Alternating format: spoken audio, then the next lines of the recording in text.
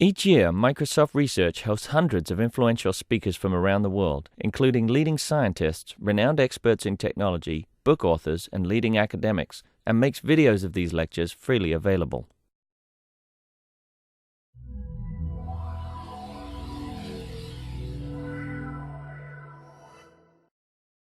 Good afternoon and welcome. My name is Kirsten Wiley, and I'm here today to introduce and welcome Mark Stevenson, who is visiting us as part of the Microsoft Research Visiting Speaker Series. Mark is here today to discuss his new book, An Optimist's Tour of the Future. One curious man sets out to answer what's next. It seems we're inching closer to a future that science fiction writers have speculated about. While we may not be driving flying cars yet, astounding discoveries are being made around the world that could significantly change the future. If we handle it right, technology can help us to rediscover our humanity rather than separate us from it. Mark is a writer, futurologist, stand-up comedian, and co-director of Flow, a cultural learning consultancy. After graduating from the Information Technology Institute at Salford University, he became an editor and an IT think tank before mixing two careers as a musician and an expert in prime number cryptography. He is a fellow of the Royal Society of the Arts, Manufacture and Commerce. Please join me in welcoming Mark to Microsoft.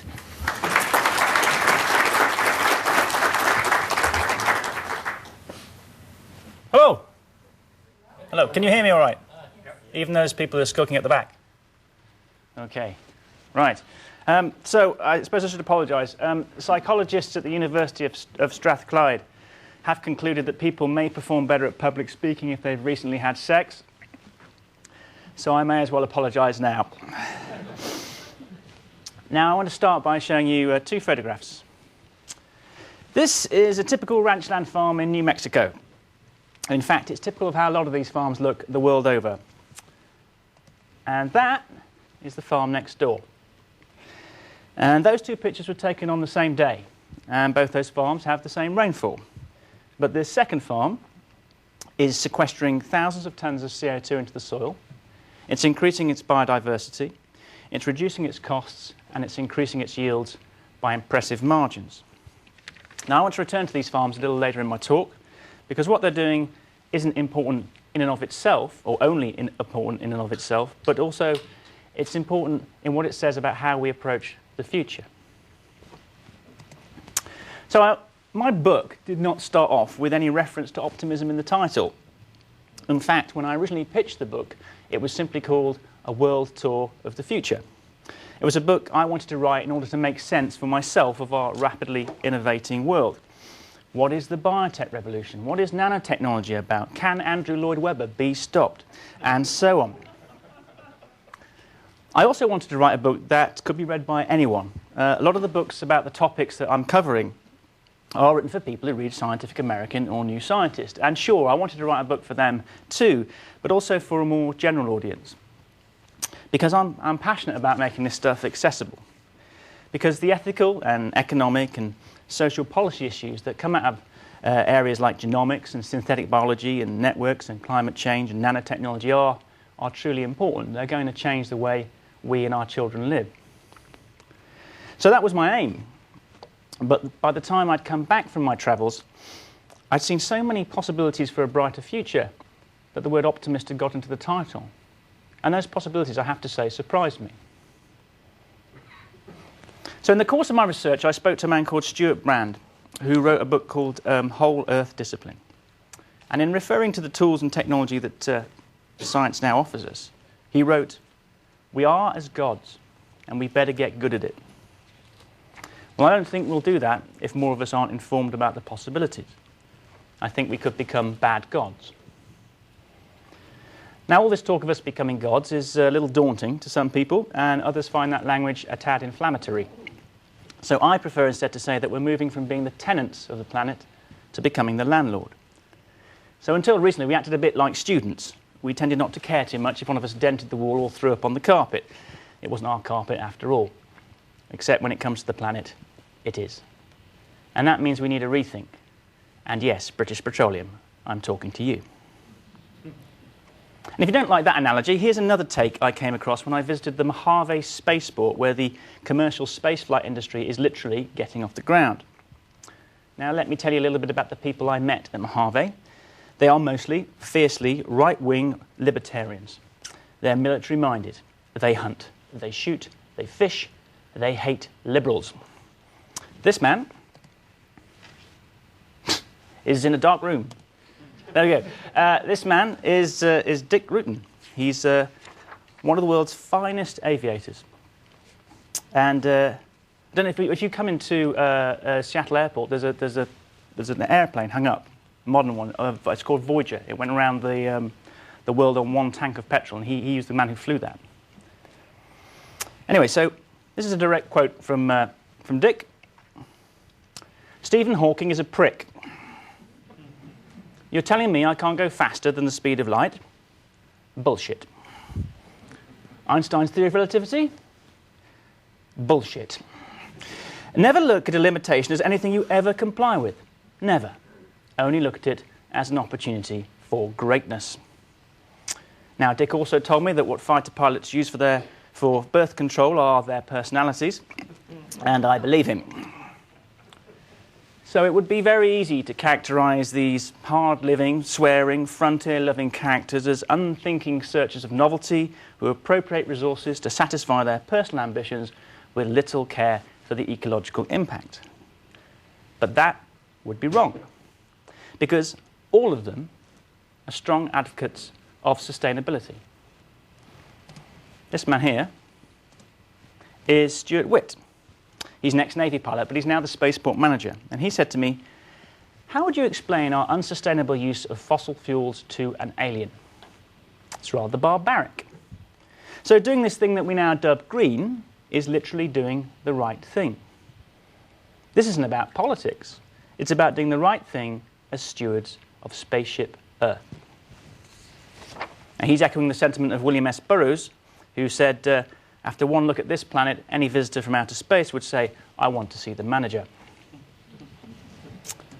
This man on the left here is Jeff Greeson. He was on the Augustine Commission, but he's also the CEO of a spaceplane startup called XÇó. And he said, I can't support the industrial scale reckless waste of the planet. I like the planet. It's where all my stuff is. I think we should manage the planet better, because like it or not, we're in charge of it. And I agree with him. I like this planet. It's where all my stuff is. And I suspect you feel the same too. And not only should we manage it better, I think that we can. Now, science is putting at our disposal tools that are growing in power every day and at an astonishing rate. But as Franklin D. Roosevelt and Spider-Man are supposed to have said, with great power comes great responsibility. And yes, this is just a gratuitous excuse to put a Spider-Man picture up in Microsoft.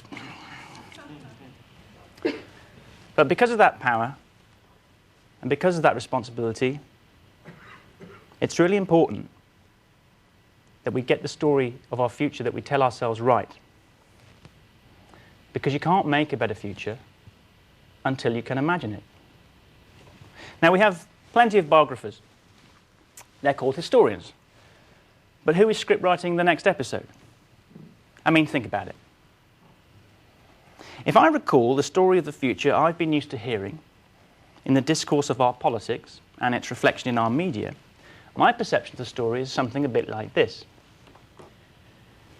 The future is rubbish, especially if you vote for that guy. It was better in the old days. You've got to look after yourself. The world is violent and unsafe. Your job is at risk. The generation below you are feral and dangerous. Things are changing too fast. You can't trust those scientists or New Agers or Democrats or Republicans or nerds or geeks or religious people or atheists or football fans or the rich or the poor or what you eat or your neighbour. You are alone. Make the best of it. Vote for me. Buy my paper. I understand. Well, it's hardly inspiring, is it? And what's worse is it's sorry, just got into a Yoda impression for some reason there, I don't know why. Just decide you must have best to treat your friends. Anyway, sorry. What's worse about that story is it seems pretty constant. I mean, I can't remember a time without it. I'd actually feel its fingers reaching deep into my soul. And in that context, optimism is seen as naivety. And I'm going to tell you why it's not.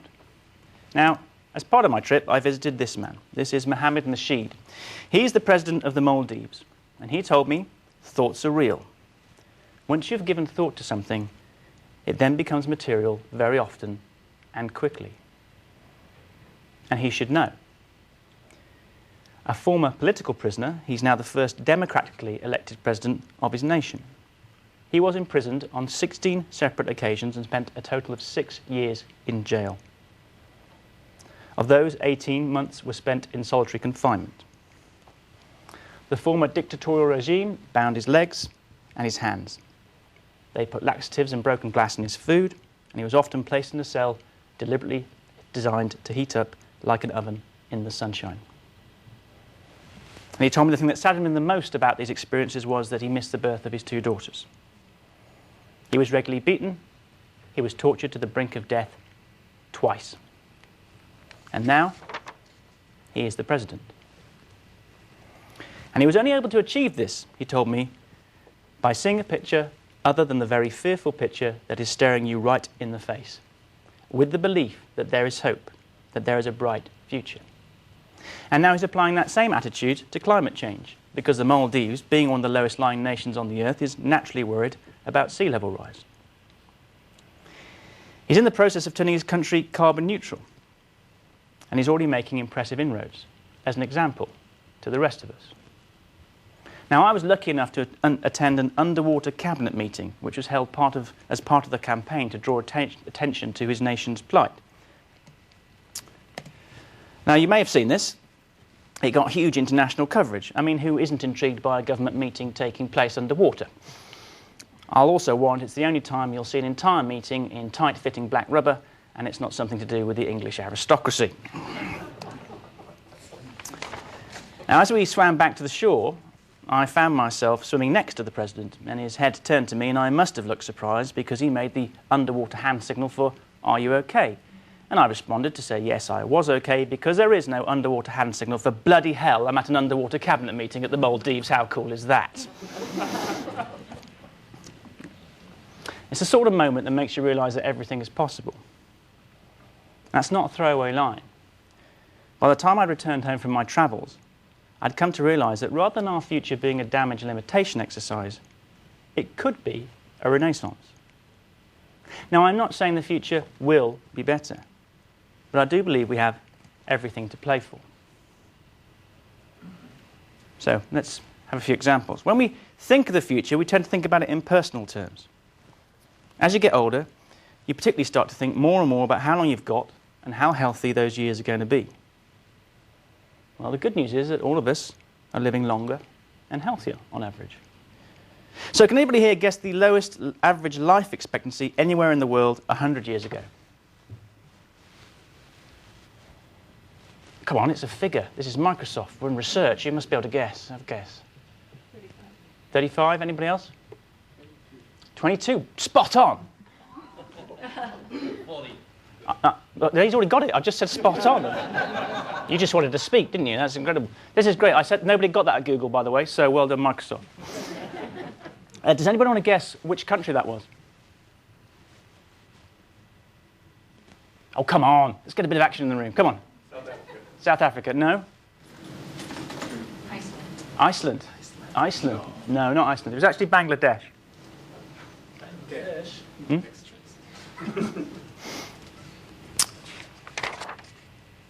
Now people in Bangladesh, on average, are living to 67. And does anyone want to guess where the lowest life expectancy is on the planet today?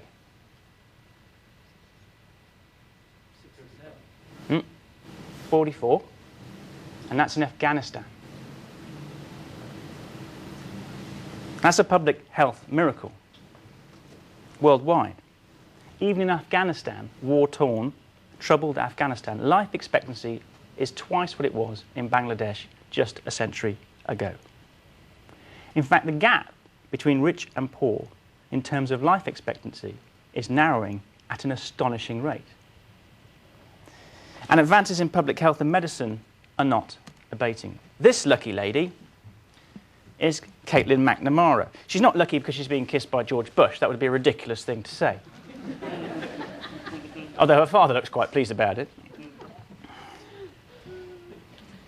She's lucky because she's one of the few people on the planet to have two bladders. The one that she was born with, which was diseased, and the one she has now, which is a fully functioning, healthy replacement grown in the laboratory by cultivating her own stem cells and then implanted back into her. And she's not the only one. There are quite a few people wandering the planet with stem cell grown replacement body parts. In fact, the Wake Forest Institute of Regenerative Medicine in North Carolina is already growing 22 types of human tissue in the laboratory. So is it possible in the future, if I need a hip replacement, I'll grow my own? Well, actually, researchers at Columbia University Medical Center in New York have already demonstrated just that technique in rabbits, using the animal's own stem cells to regrow entire joints. Thomas Einhorn at Boston Medical Center has helped more than 50 of his patients with degenerative hip disease by injecting their own stem cells into the hip to help them grow new bone. And then, of course, there's the Genomics Revolution. I went to see this man, and not just because he has the best beard in science. He's George Church. I'm sure many of you know he was the man who, along with some colleagues, kicked off the Human Genome Project. But it's what he's doing now that you really need to pay attention to. It's something called the Personal Genome Project, and it's a study that could radically change medical practice.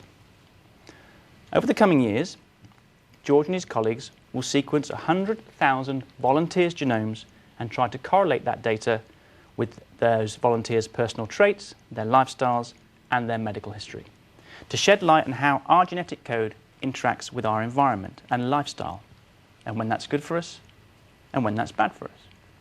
And the idea is that you'll be able to avoid a good number of diseases simply by adapting your lifestyle, because now we'll know, for you and your genome, bananas, Tabasco, and tequila really are a dangerous cocktail.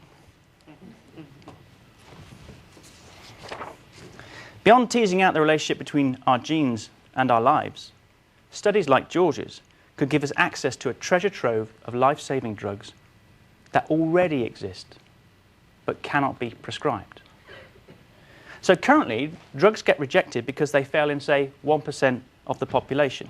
And a drug with that kind of failure rate is never going to get approved by the FDA. But you could use genome data to figure out the 1% and then give that drug to the other 99% who would benefit. And the side effect of that is that drugs could get a lot cheaper, because drug companies don't have to swallow the development cost of the, on average, 4,999 drugs that don't make it to market into the one that does. Now, getting these drugs and other benefits of personal genomics requires here comes Yoda. Now, getting these drugs and the other benefits of personal genomics requires cheap, mass-market human genome sequencing. So we need to get to the point where all of us, if we want to, can share our genome with our doctor. So it's nice to know that the cost of genome sequencing isn't so much falling as plummeting. This is a logarithmic scale. Think about it. The first complete human genome cost $100 million, and that was layered on top of $3 billion spent by the competing publicly funded effort.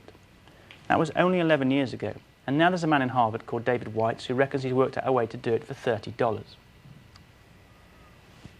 Now, if sequencing cost carries on getting cheaper at that rate, you can even begin to sequence genomes held in different individual cells and then compare them, as a groundbreaking study already has done at the Sanger Institute in the UK, where they took a healthy lung cell from somebody and compared it to a cancerous lung cell from the same patient.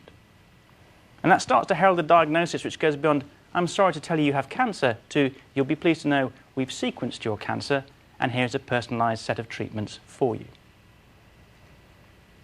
And it's not just the biological sciences that are giving us these incredible and interesting medical options. This is Robert Af Ekenstam, and he's the first recipient of that thing there called Smart Hand, which is controlled by his thoughts, that not only replicates the movement of its human equivalent that he lost to cancer, but also returns to him a sense of touch. I could go on, the book is full of this stuff. Medicine isn't abating. And if it continues, we can potentially look forward to cheaper medicine that is preventative and interventions that can save or enhance our lives in ways that would have been impossible to think about just a few short years ago. Now, faced with this trend of longer, healthier lifestyles, a lot of pessimists immediately and understandably start to worry about the population. I mean, isn't it the case that we're heading for some kind of carrying capacity crunch with too many mouths to feed? Yet, despite the dramatic increase in human population since the 1950s, world food production per capita has actually increased, which is a stunning achievement. There's more food per person now than there has ever been. Our crime has been that we have not distributed either it or the means of production equitably. Even still, according to the UN, there is a global food security situation that, taken long term, is improving. Now, the big worry is that the effects of climate change will greatly reduce our capacity to grow food as crops wither under the onslaught of rising temperatures. And that is a very real concern. But don't worry, I'll be solving climate change a little bit later in this presentation. But even if we didn't have the climate to worry about, it's true that we just couldn't carry on adding production ad infinitum. I mean, we would run out of capacity at some point. Well, the good news is that our population is in the process of stabilizing. Now, the important figure you need to keep in mind is 2.1. Okay? That's the number of children, on average, that every woman needs to have to keep the population static. And the 0.1 doesn't account for the fact that some women are having very, very tiny babies. It's a statistical measure that accounts for the fact that some of us don't have children because we die before we get a chance, we choose not to, or we're infertile. So countries that aren't replacing their population today include the United States, Canada, Russia, China, Australia, New Zealand, every country in Europe. Chile, Brazil, Sri Lanka, Thailand, North and South Korea, Tunisia, Japan, Singapore, I could go on. Taken worldwide, the human race's fertility rate has fallen from 4.92 in the 1950s to 2.56 in 2000. And by 2050, the UN's median variant estimate, which is statisticians speak for best guess, is that the figure will dip below the all-important 2.1 replacement level across the entire world population, which means we'll stabilise at about 9 billion people and then possibly fall in number. In fact, interestingly, some economists are now worried about populations falling because they believe that population growth and economic growth are linked together. I disagree with them, but it's interesting to hear people worrying about populations falling rather than rising. But 9 billion is still a lot of people. Can we increase our agricultural yields to support them? Well, the good news is the answer is yes, and we can combat climate change at the same time. This is the Black Phantom, and I went to visit it in New Zealand. And what it does is make charcoal. Now, for those of you who don't know, a quick summary of why eco-geeks love charcoal is that it locks up carbon in a non-biodegradable form that you can bury, keeping that carbon out of the atmosphere. Now, a scientist called Johannes Lehmann estimates that of the 60 gigatons of carbon taken out of the sky by plants as they grow, 10% of it ends up as waste in agriculture or forestry. So that's corn stalks, rice stalks, branch and leaf litter, that kind of stuff. Enough that if we turned it to charcoal, it could not only halt, but actually decrease the level of atmospheric carbon by 0.7 gigatons a year, reclaiming the CO2 that we've been pumping into the atmosphere. But how do you get a bunch of farmers and foresters to start turning their waste biomass into charcoal? Well, the good news is that certain types of charcoal, when you add them to the soil, can radically improve your agricultural yield, as high as 50% in some cases. It's a natural and often very powerful fertilizer. But unfortunately, it's not quite as simple as just sticking some charcoal in the ground. Whilst the right type of charcoal will increase your yields, the wrong type can actually send them falling. So you need to get the right sort of charcoal for your soil where you are, which means you need a high degree of control over the charcoal making process. It's called pyrolysis. You need to control the temperature that's in that pot, the mix of oxygen and so on and so forth. And that's what's so important about this machine, because it gives you that control. It gives farmers and foresters the ability to dial up exactly the right cooking program to deliver the charcoal they need tailored to their soils and therefore increase their yields. So now they've got a reason to bury the charcoal. In fact, this machine now has such control over the process of making charcoal that Carbonscape, the company that make it, can create activated carbon. I don't know if you know, but activated carbon is an extremely porous form of carbon that has lots of interesting uses, from absorbing pollutants to air purification to water filtration, and even temporarily neutralizing the effects of poisons. It's used a lot in industry. But more impressive to me, you can actually buy these flatulence filtering underwear that passes your farts through an activated carbon filter to neutralize the whiff. I have no idea how they convinced that woman to be in that advert. Imagine she was your mum. Terrible. So there you are. Okay? It's a way to help feed our growing population, combat climate change, improve the lot of farmers, and make your boyfriend less offensive all at the same time. Even if you don't accept the climate change argument, this is undeniably a good thing to do. So let's keep with this farming theme, okay? So I'm driving through the Australian outback with two Aussie geezers called Tony and Bruce. And Tony stops the car and we get out and we look at this paddock here. So as you can see, it's almost totally bereft of vegetation.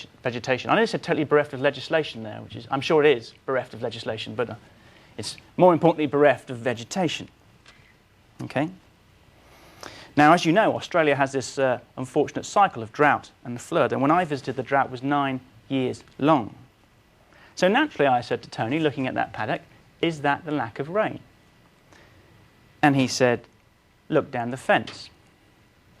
And there we were, standing up to our knees in grass. And from that moment on, I saw that nearly everywhere we went. Outside the fence, grass. Inside the fence, barren earth. And Tony bends down, he picks up some of this grass, and it comes away in his hand. And he says, but this is dying. And that's the other half of the problem. So in understanding what was happening here, I discovered something that was truly awe-inspiring. Now, I know we're in Seattle, and I know this is Microsoft, but I am going to talk about some technology that is distinctly low-tech. And if you'll bear with me, because the potential of it is astonishing. To understand it, you need to go back in time to when our grasslands were dominated by large herds of grazing animals, so bison here in America or wildebeest in Africa. In fact, the Serengeti is one of the few remaining natural grasslands on the planet, and it's home to these huge migrating herds of wildebeest and zebra. Now, there's no beginning or end to their journey, just this constant trek in search of water and fresh grass. And every year, 2 million animals cover 1,800 miles.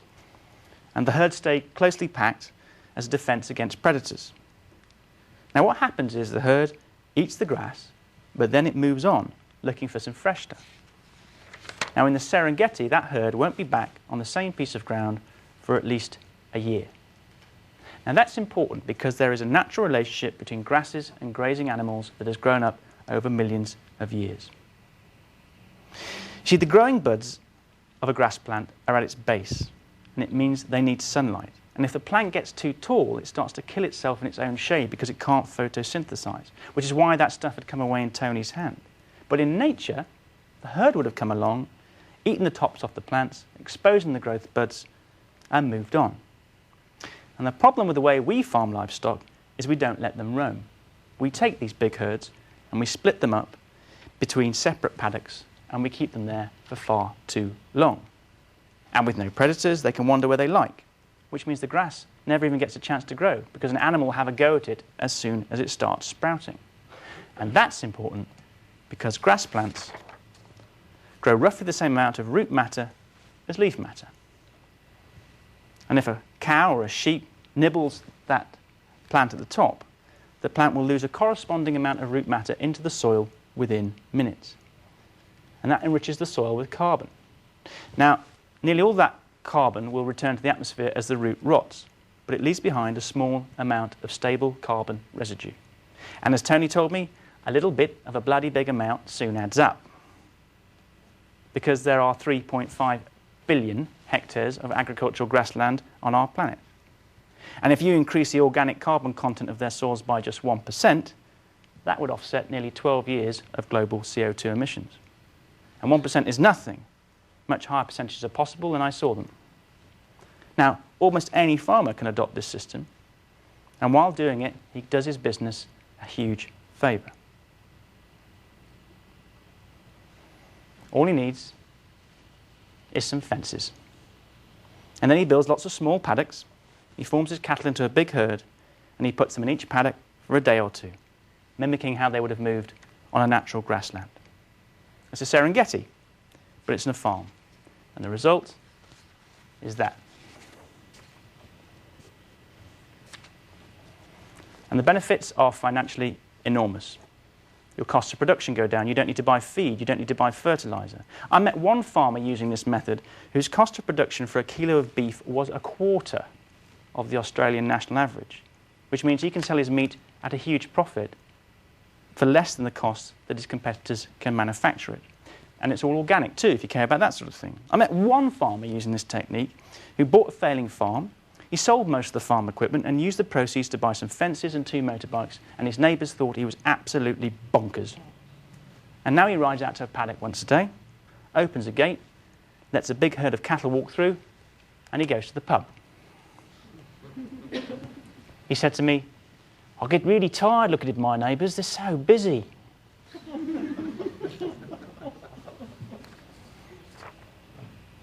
Also, soils that are rich in carbon retain more water. A 1% increase in organic matter relates to an extra 150 tonnes of water storage per hectare, which for a nation in the grip of drought is a big deal. And when the rains come, well, they don't skitter off the top of that compacted soil surface, but sink into the soil. And that starts to end that devastating cycle of drought and flood.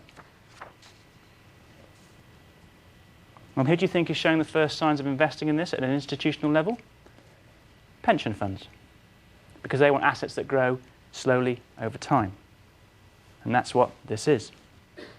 So it's good for the planet, it's good for farmers, it's good for dealing with drought and flood, it's even good for your pension. All it takes is a few fences. And what I like about this is it reminds us that even as we develop these fantastic new technologies, sometimes all you have to do is think a bit clearer to solve some of our grand challenges.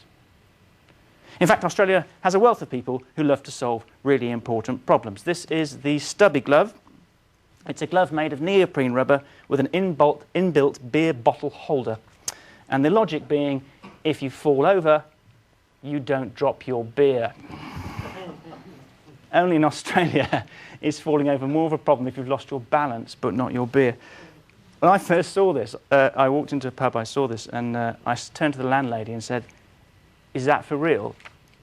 And she completely ignored me and turned to Tony, who was standing next to me, and said, "What's his problem?" And his reply, "He's English." Clearly that explained everything. In fact, if you're English in Australia, conversations begin with either your intellect or your sexuality being questioned. It's kind of like hello over there. So here's my final piece of global warming bashing tech. This is Klaus. I just met him in New York. And he's built a machine that strips CO2 out of the ambient air. Or to put that another way, on one side of Klaus's machine is CO2 with is air with current levels of CO2. And on the other side of his machine is air with CO2 levels less than there was before the Industrial Revolution. And he captures this stuff by passing it over a sorbent, and then he gets that sorbent wet, and it releases its CO2, and it bubbles to the top of his machine like bubbles in champagne where it can be collected. And he needs just $20 million to turn his lab prototype into a licensable, manufacturable unit that can take a ton of CO2 from the air every single day. And 100 million of them, at current efficiencies, would solve the CO2 problem, which sounds like a lot, until you realize we make 73 million cars every year. So why not nip down to this web address and give them $1 or $2? Because your government decided not to. What do you do with all that CO2, though? Well, here's an idea, and it takes us back to George with the fabulous beard and all that biotech. Because there are several companies fiddling with the genomes of bacteria to make them do interesting things, including creating fuels. And one of them I spoke to, a company called Dual Biotech, has an organism that eats CO2 and produces gasoline. Now you couple Klaus's machine with that system, or one of the competing systems, there's a lot of companies doing this, and you could literally pull your fuel out of the sky.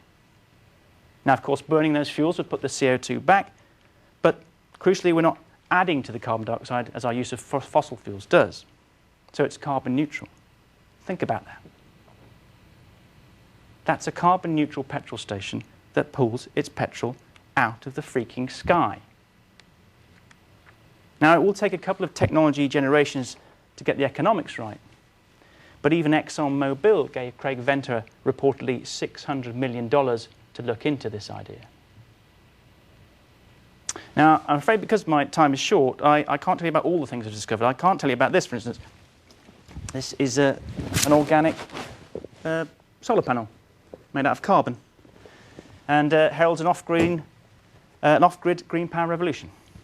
I don't have time to tell you about Leo here and other sociable machines. That might mean that our relationship with technology becomes a bit more like friendship.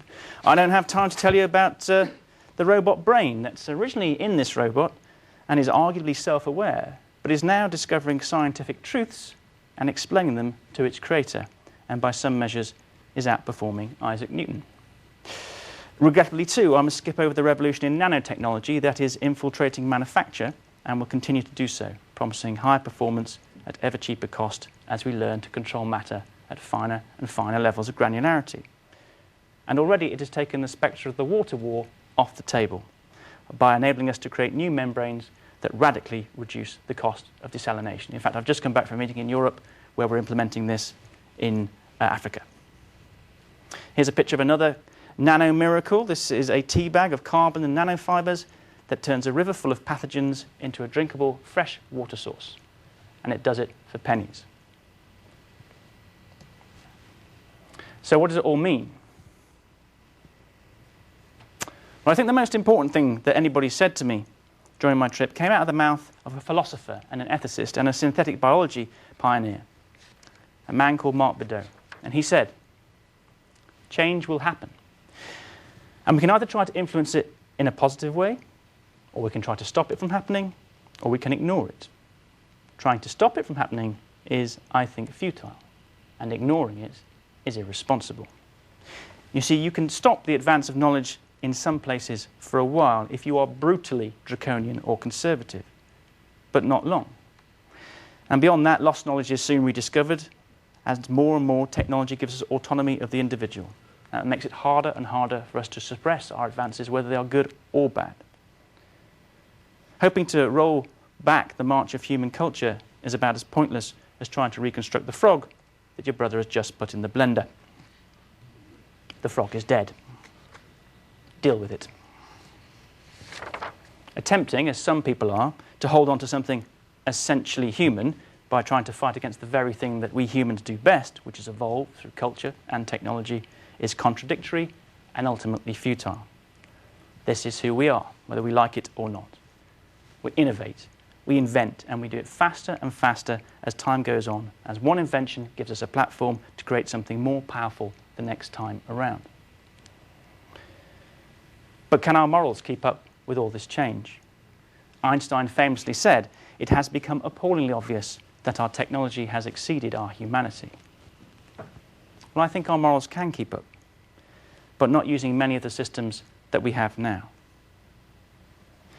It became strikingly clear to me that the rate of change embodied in the pace of innovation in many disciplines is very different from the rate of change that governs the pace of many of our institutions, and in particular, our governments.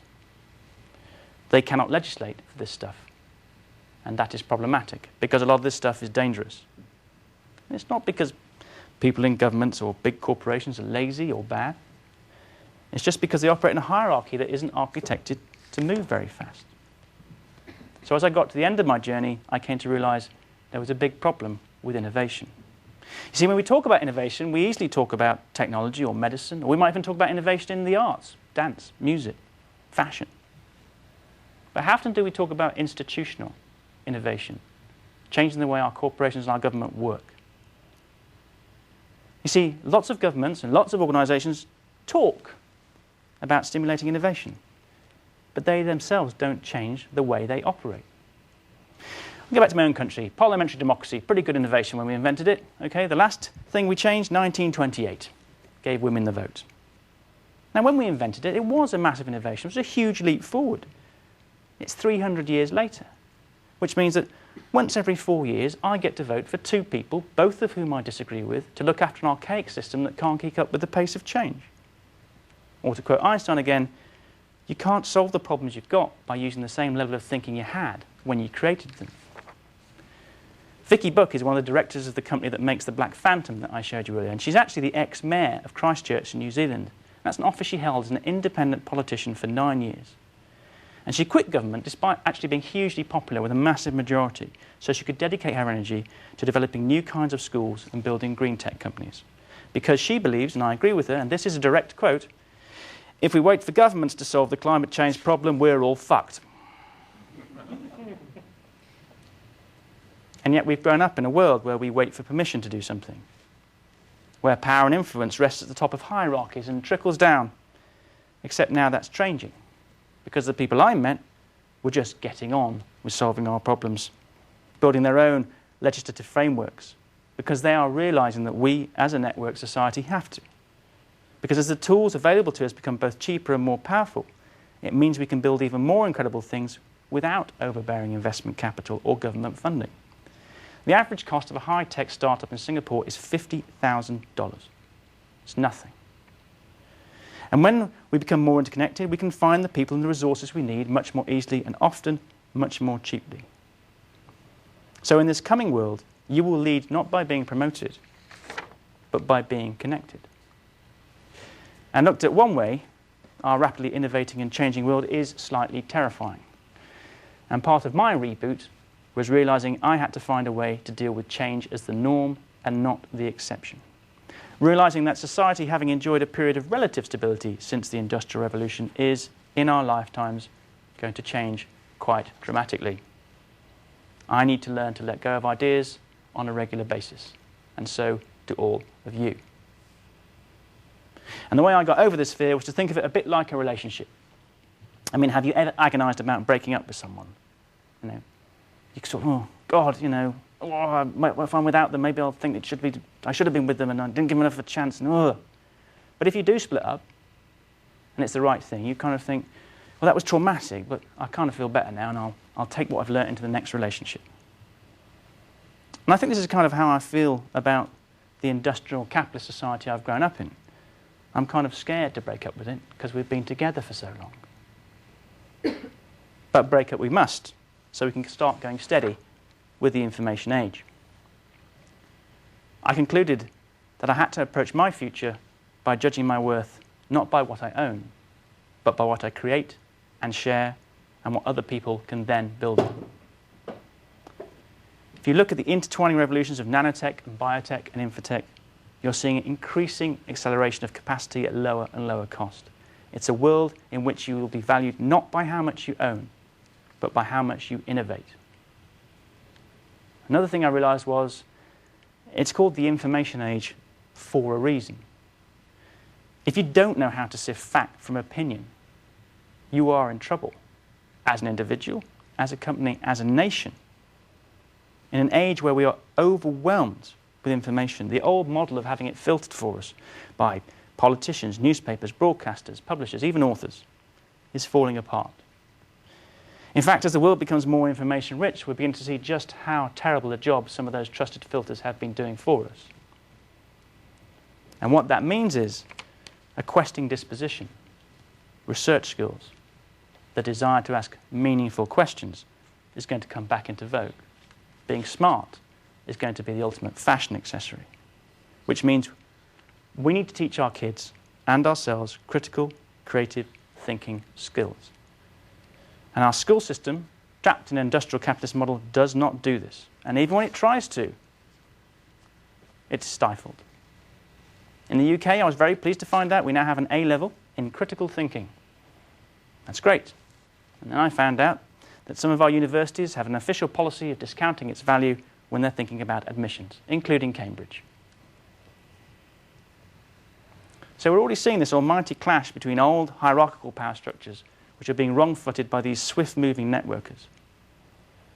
And the next generation of influencers really has no patience with what they see as archaic and quaint institutions that talk about promoting innovation, but do not innovate themselves. Because the world is Darwinian in the end, even for governments. If you do not adapt, you die. Ask President Mubarak. But, yes, Dwight D. Eisenhower said, "I like to believe that people in the long run are going to do more to promote peace than our governments. Indeed, I think that people want peace so much that one of these days governments had better get out of the way and let them have it." And perhaps we're inching closer to that moment. In fact, another thing I cover in the book, and I talked about with the co-inventor of the internet, Vint Cerf, is the staggering decline in violence. I didn't believe it either, but the world is getting far more peaceful. Yet we think it's more violent. And why is that? Because violence is now becoming an outrageous exception that we draw attention to, rather than the cultural norm it was just a few centuries ago. As the tools that we have become more powerful, and the nature of influence becomes more networked, it is crucial that we put a different narrative of our future back on the table. And I believe that as a network, we have a far better chance of our future being a renaissance than the damage limitation exercise that is being sold to us by the old guard. And it's not going to be easy. There'll be lots of trouble along the way. But one thing I do know is, if you can't imagine a better future, you will not make it. So Henry G. is one of the senior editors of Nature, and he wrote a rather brilliant review of my book, and not just because it was very, very nice about it, but because I think in a few short words, Henry nailed something important. And what he wrote was this: "The future is here, and all around us. It's just, as William Gibson puts it, not evenly distributed yet." And why not? Because although we have 21st century technology, our familiar world from schools to work to our ideas of retirement hasn't changed since the Industrial Revolution. And the future cannot happen until we change our minds to meet it. And what I am saying is that we can no longer make do with tired but fated attitudes of cynicism, lazy opinion, and fatalism. Our tools are becoming too powerful for us to wield them with anything other than critical thinking and a story of renewal. Because as that would-be astronaut in Mojave told me, I like this planet. It's where all my stuff is. And I think we should manage the planet better because, like it or not, we are in charge of it. Not our governments, but you and me. It's one of the reasons I'm now involved in a project called the Age of Smart. It's kind of a think tank and an action tank for the planet, which we're trialling with an addressable audience of 30 million of the poorest people in Africa and Asia.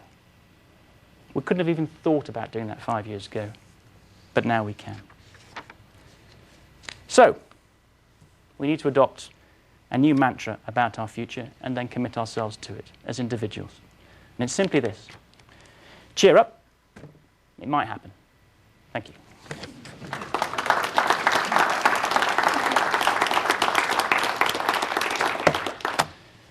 Any questions? Or have I taken too much of your lunch break? One at the back there. What surprised you the most when you were researching the book? What surprised me the most? I get asked this question a lot, and it wasn't one thing. What surprised me the most was how technologies interact. So innovation always occurs when things clash together. I think the carbon-neutral petrol station, actually, I think that may have sort of been my idea, because I managed to network the scientists together. But you kind of think, oh, hang on, you know.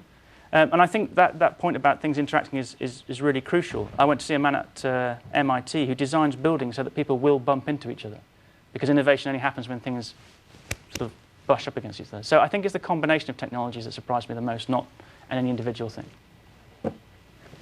So the information age, it's more crucial than ever that we are consuming facts and asking questions to get to the root of things, so that it's crucial we do not get our information filtered to us through the old technologies. But with the flood of information, everyone looks for bite-sized ways to consume all the information, and so that, by necessity, comes through many, many filters to reduce it down to the core bit of information. Your thoughts about that? This is a perennial problem, and the solution is only education. I mean, of course, we choose our filters. We all choose our filters as our friends or our colleagues or whatever, but we've got to learn to understand where the prejudice is when somebody's selling you a line or selling you a pup. And the thing is, our education system doesn't teach you to do that. It gives you an inventory of facts. It doesn't give you an inventory of skills for thinking. It doesn't teach you Socratic inquiry, scientific method, logic, how to debate. These are not things that are valued in our education system. And unfortunately, now we've got this wealth of information. So yes, we need to filter it and be more careful. And that's why I run an educational consultancy, because I believe that we need to teach everybody to be able to question everything in a good way. So yeah, I mean, and you guys work for Microsoft, so hopefully you're on that, hoping to solve that problem as well, right? I hope so. What are your thoughts on intellectual property? That's a really good question. Intellectual property. I don't know what my thoughts are on intellectual property, other than please buy the book and don't download it. But no, actually, I've battled with this one, because if you go back to the Enlightenment, which was this incredible time, nobody sat around thinking about intellectual property. They all went to coffee houses and shared their ideas, because they realised that the power of an idea came from how many people used it, not who owned it. I think we may be coming to a point where the whole concept of intellectual property becomes fairly useless. You look at what's happening in music now. I think this is interesting. Okay, so music wants to be free, recorded music, but concerts want to be expensive. Okay, I'm actually an ex-musician, so didn't make any money, so maybe I'm not happy about this. But you know, I think that's good, because it means that musicians who can actually play their instrument will start to earn money again, because you want the live experience. I think we're going to have to get used to the idea that just creating a piece of knowledge is not enough. You have to go out there and do something with it, and then people will buy that, the action. That's why I do stand-up comedy. It's why I've just written a play. It's why I'm here, you know. And actually, I'm going to make more money from speaking engagements, and people ask me to be on the boards of advisory boards than I will ever from the royalties of this book. So I think maybe, painfully, we may have to get rid of patent lawyers. Oh dear. Any other questions? Yes, so I'm sure it looks like you've met scads of very intelligent and innovative people. And amongst all of these people, what kinds of personality traits or character traits did you notice in common, and what can we do to open ourselves to creative and innovative thought and action? Yeah, it's a really good question. Actually, towards the end of the book, and I kind of answered the question from the back again in another way, actually, which was the thing that I thought they all had in common was two things. First, they were driven by the idea of making the world better. They were just driven by, they were involved in something bigger than themselves. They didn't get into synthetic biology because they were really into synthetic biology. They were doing what they're doing to think, I can solve the fuel crisis of this. Eric Drexler told me the reason he got into nanotechnology was because he wanted to save the world, you know, which is a fair old ambition. The other thing I noticed about all of them was none of them waited for permission to do the right thing. They just got on with it. And we live in a permission-based world. We wait for a government or a teacher or our parents to tell us if it's okay. So I think better to ask for forgiveness rather than permission, and you know, align yourself to a bigger project. The other thing I would say is we must have an optimism of ambition. You know, that's kind of been taken off the table. The pessimists would tell us it's not worth bothering. Well, if you think like that, it isn't. So yeah, I think that probably answers it. I think. Is that enough? Does that satisfy you? Great, okay, good. Any other questions? Just do one more. Okay, only one more? Okay. Ooh, who's the best? Well, you've got a nice beard. You look a little bit like a member of the Red Hot Chili Peppers, in fact. So that's good. I would probably do that much rather than being here, although You're not actually a member of the Red Hot Chili Peppers, right? That'd be really crazy. That'd be weird, right? Especially with my accent, right? Yeah, okay. So I was wondering, you said that the governmental institutions that we have don't really fit what we need. So I guess my first question would be, what do you envision, or is there some sort of philosophical debate about it? Yeah, I think this is oh, you've got two-part questions. You see, sneaky. Yeah. Do you see the singularity coming? The singularity. I did go and speak to Ray Kurzweil. In fact, I bumped into him the other day in San Francisco. We were both on a TV show together. That was interesting. He's an interesting guy. Okay, what shall I do first? Government. I don't know what the future of government looks like. I know it doesn't look like we've got now. And also, I don't think you have to know. I think you have to do a bunch of experiments. So this Age of Smart project I'm involved with is one of those experiments. A lot of people, like when they, you know, a lot of people are afraid to make change or make experiments because we're stigmatized for making mistakes. Well, what if we get it wrong? And people won't choose a career because they don't know exactly what it is they want to be. So often I teach and I often talk to kids and they go, I don't know what I want to be, so I don't know what should I do, what job should I take? And I say, well, you know, just take any one because you'll learn something. You know, be afraid to get it wrong because that will give you a guide on the route. So I think there is something called networked governance. And actually, I think you see some examples of this already. And I mean, we've all seen plenty of examples on the web of people actually getting together for all sorts of community things and doing interesting things and being much more productive. Actually, if you look at the history of robotics and artificial intelligence, the hierarchical models of thought that they tried to program into computers, into robots, didn't work. And then they just gave them a load of sensors and got them to react to the world around them. They governed themselves a lot better. So I'm not entirely sure what the answer is, or what I think is we need to do a bunch of experiments, and we need to do them quickly.